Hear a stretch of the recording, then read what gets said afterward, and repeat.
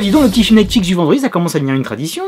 Messieurs, bonjour, nous allons extraire Chris Hemsworth d'une merde très liquide dans Extraction. Tyler Rake. Je ne sais pas c'est quoi le titre, Tyler Rake ou Extraction, ou peut-être les deux. Bah encore une fois, agréablement surpris par ce film que j'aurais aimé voir en salle, mais c'est pas grave, c'était cool sur grand écran aussi, en plein confinement ça passe très bien. Et plus j'avance dans la vie, et plus j'avance dans ma cinéphilie, plus je kiffe Chris Hemsworth. Qu'est-ce qu'il est bon le bougre. Et là encore, une fois, il a réussi à me toucher, que ce soit physiquement, parce que le mec, patate à tout va, et il devient de plus en plus bestial de film en film, et aussi toutes ces qualités humaines et dramatiques qui m'ont encore touché. Parce qu'on comprend rapidement par rapport à cette mission que monsieur a un gros passé militaire, et qu'il est touché par quelque chose de très difficile qui lui est arrivé dans sa vie. Et c'est fort que ce genre d'acteur arrive à lier les deux. Des fois c'est pas toujours le cas, mais lui le fait très bien, et ça va fonctionner avec l'enfant qu'il doit sauver dans ce Bangladesh bien flippant. Par contre je ne sais pas comment vont prendre les Bangladais, parce qu'ils ne sont pas montrés sur leur meilleur jour. Mais bon c'est le cinéma, hein. Tu vois les revues s'en prennent plein la gueule tout le temps. Pour diriger les opérations, c'est Sam Hargraves qui est derrière la caméra, un mec qui traîne du côté du MCU, accompagné à l'écriture et à la production de Joe Russo. Décidément les frères Russo dès qu'ils sont sortis des Avengers, sauf que les mecs s'éclatent, tu vois. Manhattan Lockdown il était super sympa,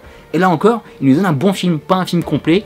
Il y a certes quelques défauts, mais ça passe, parce que l'action est explosive, on a de tout. L'exfiltration de ce gamin, pleine de tension, des fights dans des lieux sommaires, vraiment rabougris, il y a le gunfight, course-poursuite, qui va nous donner un plan séquence, un faux plan séquence, je vous l'accorde, mais qui est magnifique, qui dure longtemps, qui est plein de rebondissements, c'est bien sanguinaire, on s'éclate, du headshot, du close combat, des fights au schlass, des fights à la machette, on exploite parfaitement le côté Bangladesh, India, plus les mecs, ça vient d'eux, c'est eux qui ont fait l'embrouille entre deux mafieux des deux bleds, qui ne font pas dans la dentelle, et qui vont mettre cette ville à feu et à sang. De suite ils ont arrivé à me séduire car ils ont réussi à exploiter l'ambiance, que ce soit par la couleur, ocre, orangé, tu vois la fumée, t'as l'impression que la ville est un dépôt ambulant, la promiscuité, et tu étouffes, tu sens l'enfermement dans lequel va se mettre Chris Hemsworth, tu te dis qu'il est chaud comme la braise et qu'il va réussir à s'en sortir, et mon gars, il va souffrir, parce que les assaillants sont des milliers. C'est la surpopulation, tout le monde travaille main dans la main, que ce soit les keufs qui sont corrompus avec le Pablo Escobar local, ils vont voir des vertes et des pas mûres, et ça va nous donner beaucoup d'attachement pour ce personnage qui va être bouleversant, ainsi que sur rien qui va se teaser petit à petit avec le gamin Ovi qu'il doit sauver, et même lui il fait de la peine. Des fois l'alchimie entre le gamin et l'adulte ne fonctionne pas toujours, et ici ça marche, ils le font à bon escient parce que c'est une évolution, ça fonctionne petit à petit, tu vois que Chris Hemsworth au départ est froid,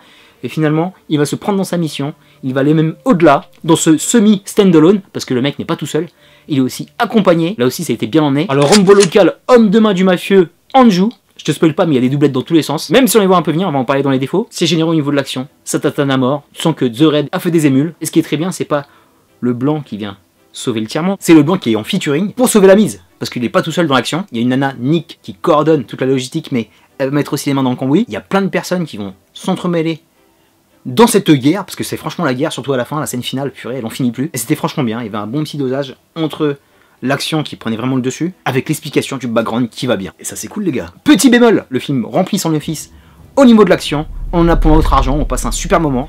En 2 heures, je me suis pas embêté un seul instant, et c'est du Peggy 18, c'est une bonne boucherie made in India, et pour une fois j'ai kiffé que ça se passe chez eux, tu vois. C'est majoritairement en Europe, aux States, Tokyo, Hong Kong, et là ils ont bien exploité ce côté de l'Asie du Sud-Est. Avec du muscle, le ministère de la Défense a dû mettre des thunes dans l'armement, parce que les gars, ils sont armés jusque dents, putain, ça n'arrête pas. C'est l'Inde des extrêmement riches et des extrêmement pauvres en bas.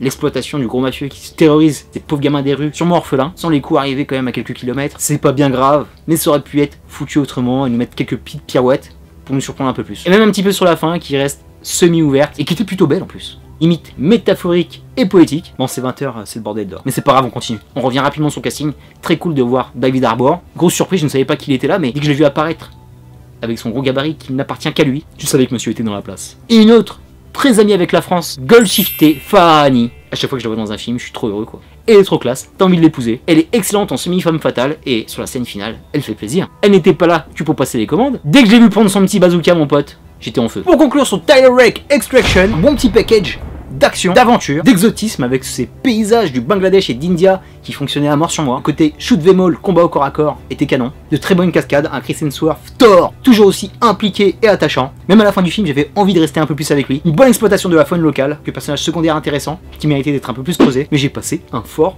bon moment. Terminus pour Extraction, je te dis à très bientôt pour la prochaine vidéo. D'ici là, porte-toi bien. Merci pour tes likes, tes partages, tes commentaires. Est-ce que tu comptes voir Extraction? Est-ce que tu aimes Chris Hemsworth? Mets-moi un petit commentaire de soldat. Peace and love.